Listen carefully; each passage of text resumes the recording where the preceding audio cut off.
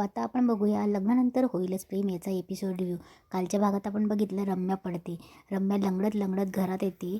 तेव्हा तिच्या खोलीत आल्यावर वसू तिच्या विचारांमध्ये गुंतलेली असते. तेव्हा रम्या बोलते, आई मला खूप दुखतं आहे अगं. तेव्हा ती वसूकडे बघते आणि बोलते की आई अगं मी एवढी बोलते आणि तू काय गप्प बसली, तू साधं विचारतही नाही आहेस. तेव्हा वसू बोलते नीट काय झालं आहे ना ते सांग, उगाचच नाटकं करू नकोस. तेव्हा रम्या बोलते की आई अशी का बोलतेस तू. तेव्हा वसू बोलते प्लीज रम्या काय आहे ते सांग.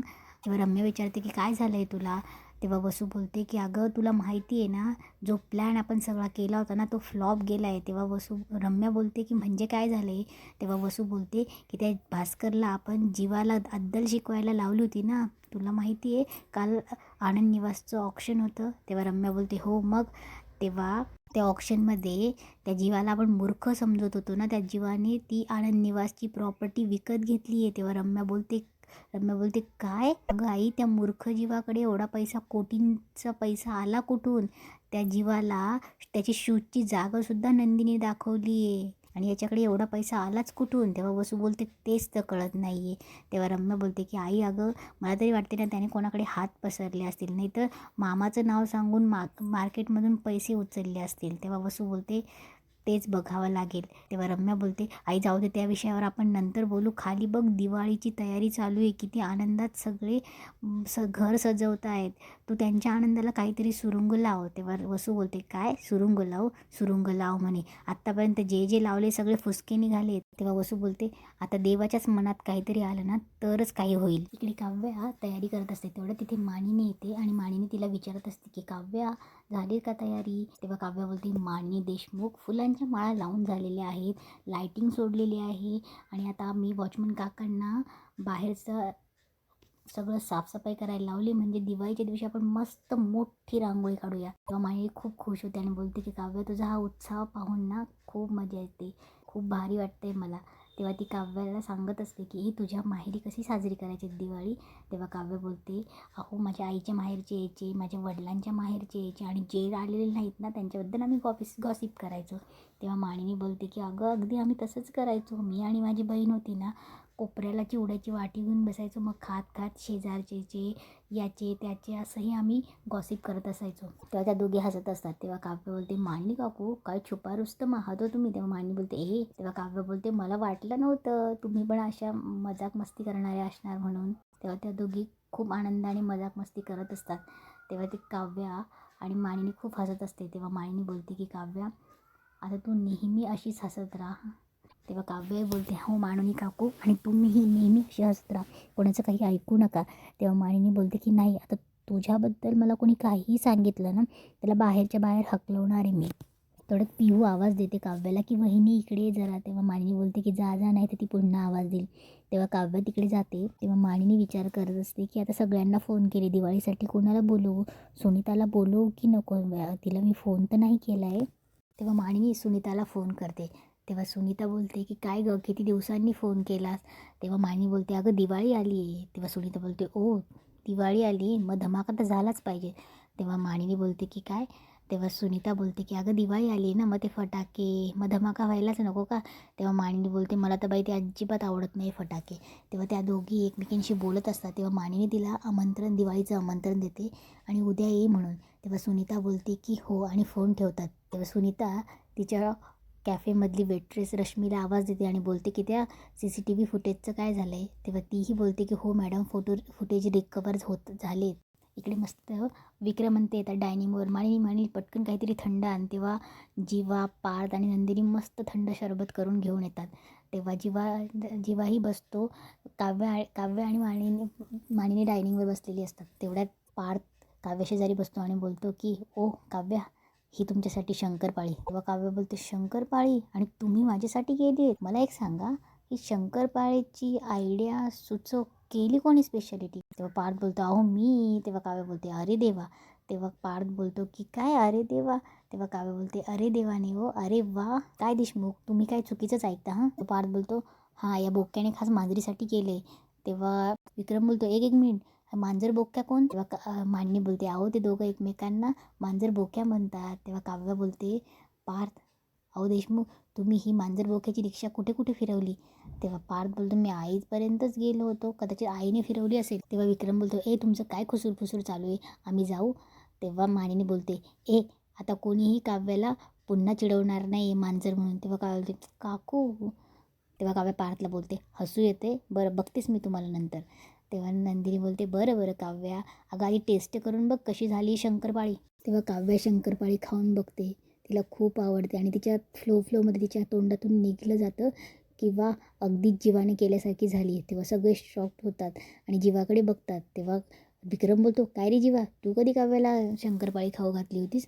तेव्हा जीवा बोलतच असतो, ते मी असं करताच तेवढ्यात पिहू बोलते की मामा, उद्या ना आपण एक काम करूया. तेव्हा सगळ्यांचं लक्ष पिहूकडे डायव्हर्ट होतं. तेव्हा पिहू बोलते, म्हणजे पार्थदादा, काव्य वहिनी, जीवा दादा आणि नंदिनी वहिनी हे मस्तपैकी डान्स करतील. तेव्हा काव्य पार्थकडे बघते. तेव्हा पार्थ बोलतो, हां चालेल की. तेव्हा काव्य रागाने बघते. तेव्हा पार्थ बोलतो, नाही चालणार. तेव्हा नंदिनी बोलते, हां करेक्ट आहे. तेव्हा नंदिनी बोलते की डान्स वगैरे नाही जमणार. तेव्हा पार्थ बोलतो, तेव्हा जीवा बोलतो, मी शिकवतो ना. तेव्हा नंदिनीकडे बघतो, नाही. तेव्हा नंदिनी बोलते, नाही डान्स वगैरे नको, गेम वगैरे काहीतरी खेळू ना. तेव्हा पिहू बोलते, एक काम करूया आपण, मस्त डान्स करूया असे बोलते. तेव्हा सगळे ते डान्सबद्दलच बोलत असतात. तेव्हा नंदिनीही नाही बोलत असते, काव्यही नाही बोलत असते. तेव्हा मांडणी बोलते की काय गं तुम्ही दोघे, माझं दिवाळीचं गिफ्ट आहे असं समजा आणि डान्स करा मस्त. तेव्हा नंदिनी बोलते, बरं ठीक आहे. तेव्हा विक्रमही बोलतो, काव्या. तेव्हा काव्य बोलते, बरं ठीक आहे. तेव्हा पिहूही बोलते की ठीक आहे, आपण मस्त उद्या छान कपडे घालूया आणि मस्त एन्जॉय करूया. इकडे सुनीताला तो पेनड्राईव्ह भेटतो. तेव्हा ती पेनड्राईव्ह घेते आणि बोलते की मानिनी, उद्या तुम्हाला फराळाला बोलवलं आहेस ना, मी पण तुला आता दिवाळी फराळ कसा देते बघ. इकडे देशमुखांच्या घरी दिवाळी पहाट चालू असते. नंदिनी, मानिनी आणि काव्य आपापल्या नवऱ्यांना उठणं लावत असतात. इकडे पिहू विचारत असते की नंदिनी वहिनी, आज उठणं आणि तेल का लावतात गं? तेव्हा नंदिनी बोलते की अगं स्किन छान दिसावी म्हणून, आणि तुझ्यासारखी या दोघांची स्किन ग्लो करायला हवी ना. तेव्हा काव्य बोलते, आणि आज लावतात कारण की हा दिवस शुभ असतो म्हणून. तेव्हा पिहू बोलते, म्हणजे नंदिनी वहिनी, ह्या दोघांची स्किन माझ्यासारखी ग्लो असावी म्हणून तू करतेस का? तेव्हा काव्य बोलते, पिहू तुला पण आम्ही करून देऊ. तेव्हा पिहू बोलते, काही गरज नाही, मला त्याची गरज नाही, मी ऑलरेडी ग्लो करते, ह्या दोघांनाच त्याची गरज आहे. तेव्हा पार्थ आणि जीवा हसत असतात. तेव्हा पार्थ बोलतो, जीवा, आपल्याला भाऊबीजेचं गिफ्ट श्रेयालाच द्यावं लागेल ना. तेव्हा पिहू बोलते, नाही, माझं भाऊबीजेचं गिफ्ट मलाच पाहिजे. तेव्हा जीवा बोलतो, मग हे तू आम्हाला चिडवण्याआधी विचार करायला हवा होता ना. तेव्हा पिहू बोलते, तुम्ही दोघांनी जर असं करणार असाल तर बघा, मग मी तुमच्या दोघांची नावं नंदिनी वहिनीला सांगेल, आणि मग मी तुमच्या दोघांची नावं नंदिनी वहिनी आणि काव्य वहिनीला सांगेल, म्हणजे त्या दोघी तुमच्यावर डोळे वटारतील ना, मग तुम्हाला माझं गिफ्ट द्यावंच लागेल आणि मलाही ते घ्यावंच लागेल. तेव्हा ते सगळे हसत असतात. वसू आणि रम्याला खूप राग येत असतो. तेव्हा पिहू बोलते, काव्य वहिनी आणि नंदिनी वहिनी, तुम्ही ना या दोघांना आंघोळच घालू नको, असंच बसून ठेव. तेव्हा मानिनी बोलते, पिहू, तू या दोघांना कितीही सांगितलं ना, आज तुझ्या वहिनी काही तुझं ऐकणार नाही आहेत, कारण की आजची आंघोळ ना स्पेशल आहे, अभ्यंग स्नान आहे. तेव्हा मानिनी बोलते, तेव्हा काव्या आणि नंदिनी लाजतात. तेव्हा विक्रम बोलतो, अरे हे बघ दोघी कशा लाजल्या. तेव्हा रम्याला खूप राग येतो. रम्या रागात तिथून निघून जाते. तेव्हा विक्रम बोलतो, तू मला पहिल्यांदा उठणं लावलं होतंस ना, तेव्हासुद्धा एवढी लाजली नव्हतीस. तेव्हा मानिनी बोलते, माहिती आठवतं आहे मला. तेव्हा पिहू बोलते, पण यांच्या दोघांचं काय, हे दोघं मस्त ठम्म बसलेत, मी ना थंड पाणी घेते आणि या दोघांच्या अंगावरच टाकते. तेव्हा नंदिनी बोलते, असं नाही काही करणार मी. तेव्हा पिहू बोलते, बघा हिला नवऱ्याची किती काळजी आहे. तेव्हा जेव्हा बोलतो तेव्हा पार्थ बोलतो, पिहू आजकाल तू जास्त बोलायला लागलीस ना. तेव्हा पिहू बोलते, आजकाल मी जास्त बोलायला नाही, छान आयडियाज पण देते, डान्सची पण आयडिया माझीच होती ना. चला मग तुम्ही दोघं पटकन तयार व्हा आणि पटकन आपल्याला डान्स करायचा आहे, आम्हाला तुमच्या चौघांचा डान्स बघायचा आहे. तेव्हा काव्य बोलते, नाही डान्स नको. तेव्हा पिहू बोलते, नाही वहिनी, आता तुम्ही प्रॉमिस केलं होतं ना, आता मागे नाही हटायचं, मामा बोलणार आहे. तेव्हा विक्रम बोलतो, नाही तुमच्या चौघांचा डान्स झालाच पाहिजे. तेव्हा पिहू बोलते, चला आवरा. मी मस्त रीलमध्ये ना एक मस्त गेम पाहून ठेवलेला आहे.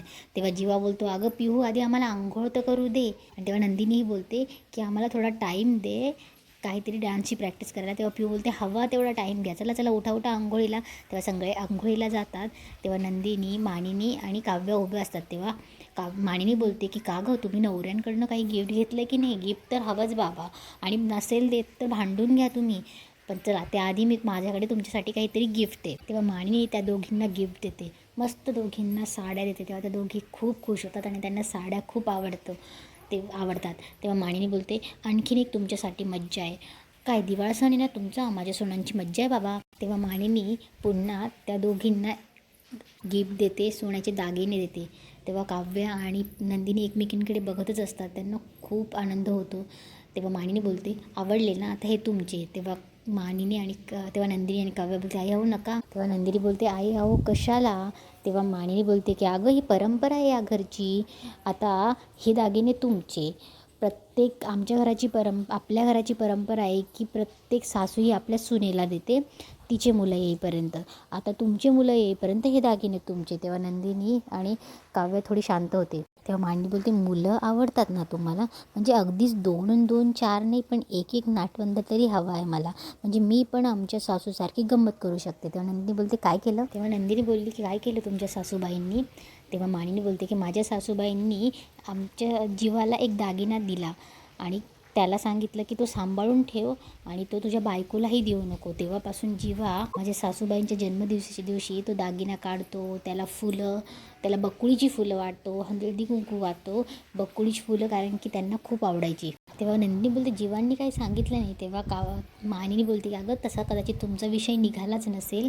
तेव्हा काव्या बोलते की मानिनी काकू तुम्हाला वाईट नका वाटू देऊ, पण हे दागिने आमच्याकडे राहिले काय आणि तुमच्याकडे राहिले, तुमच्याचकडे ठेवा ना, म्हणजे एवढी महागडी वस्तू माझ्याकडे आहे, मला भीती वाटते. तेव्हा नंदिनी हो बोलत असते.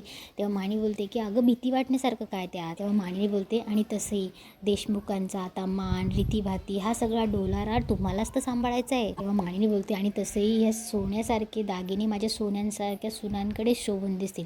आणि दागिने म्हणजे काय असतं ग, दागिने म्हणजे वारसा, जिव्हाळा, म्हणजे त्या काळाचा आरसा आणि कुटुंबाचा वारसा. हा आरसा प्रेमाने जपा, त्यांचा आशीर्वाद आहे हा, तो तुम्ही जपा. आमची पिढी ना जशा दागिने साड्या मिरवते ना, जपतात ना, तसे लग्न झालेलं नातंही जपतो. तेव्हा मानिनी दोघी सुनांना सांगत असते की मला तुम्हाला एक सांगायचं आहे की या दागिन्यांकडे तुम्ही ज्या प्रेमाने कौतुकाने बघतायत ना, त्याच प्रेमाने कौतुकाने आपल्या नात्याकडे बघता यायला हवं. तेव्हा मानिनी बोलते, अगं बाई बोलत काय बसली, तुमचे नवरे तिकडे तयार होत आहे, तुम्ही पण तयार व्हा. म्हणजे तुम्ही ह्या साड्यांवर सुरेखच दिसताय, पण ह्या घातल्यावर आणखी सुरेख दिसेल. मला तर वाटतं बाई तुमच्या नवऱ्यांची विकेटच पडणार आहे. तेव्हा मानिनी बोलते, जा जा तयार व्हा. तेव्हा त्या दोघी जातात आणि इथेच आजचा एपिसोड संपतो.